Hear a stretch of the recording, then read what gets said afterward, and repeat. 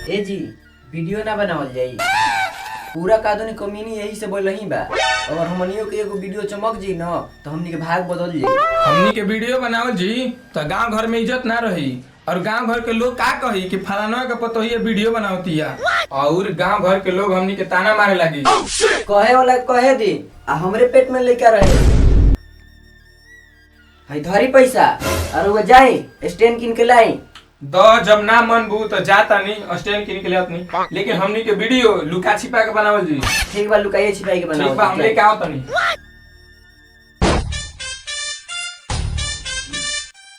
खोला हो खोला जल्दी।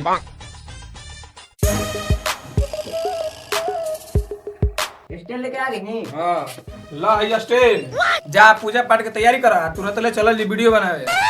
हई धरी पैसा और वो पूजा पाठ के सामान लेके आई। ठीक बा हम लेके आओ तनी। हम तनिक तैयारी कर लेते। ठीक ठीक। केने बाड़ू हो खाना लेके आवो चले को वीडियो बनावे नु।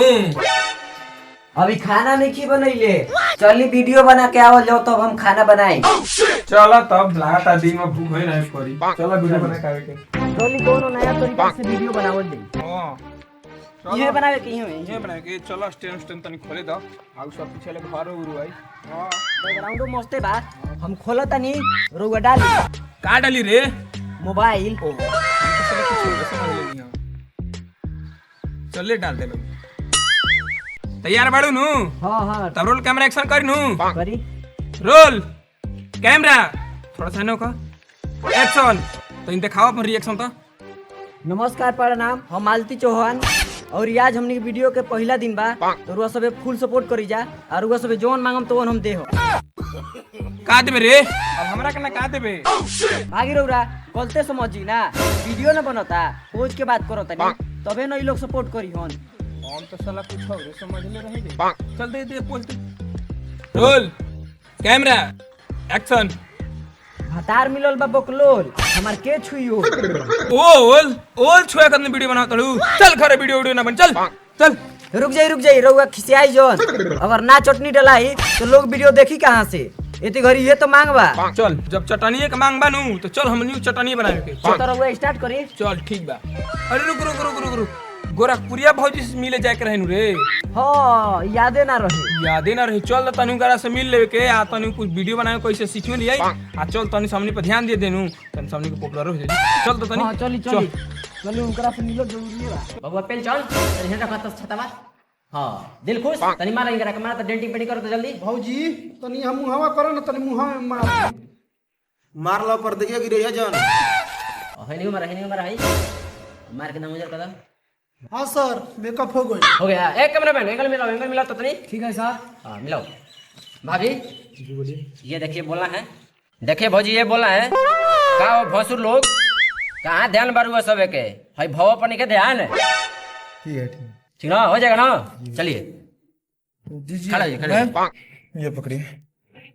Roll camera action. का हो भसुर लोग भाई भव पर ध्यान नहीं खे अब हतार के बड़े पाटा ना आयावो ना कोलो घाटा ना।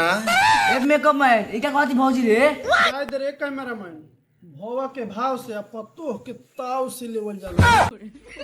अच्छा जब ऐसन बात बा तहने आई आ बिना मोह दया के लगाई। अभी आओ तनी है भौजी। ए कैमरामैन यहां खड़ा रहो, कहां जाएगा कैमरा करो कर कैमरा। साला भौजी क्या चलेला। Camera action.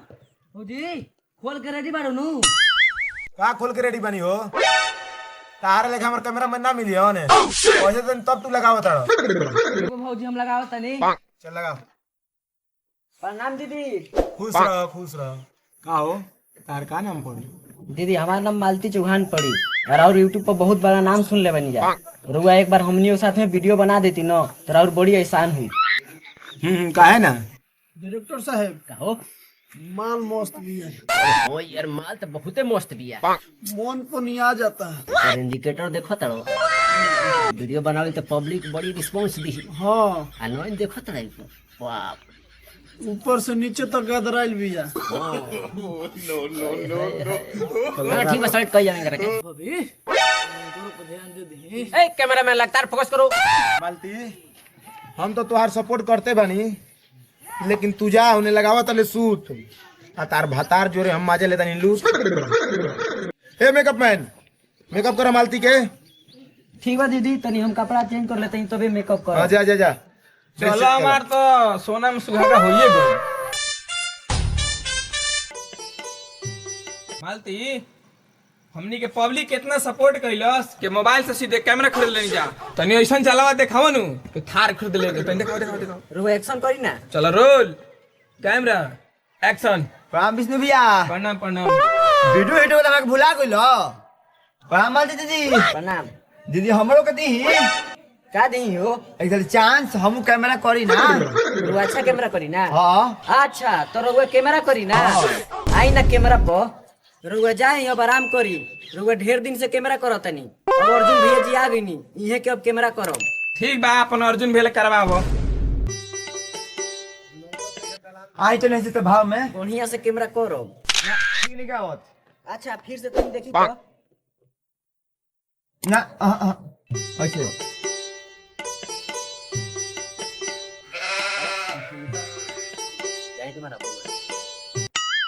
अरे ये कैमरा करा का तुम अपन अर्जुन भेले रख लो यही से। ये कैमरा करा तो फिर ये क्या करो रे। चल आज के बाद वीडियो ना बने। चल ए सुनी ना बतिया। चल भाई। ए मालती दीदी कैमरा भाई। अरे कैमरा भी कत ले जो कैमरा भाई जो निकल।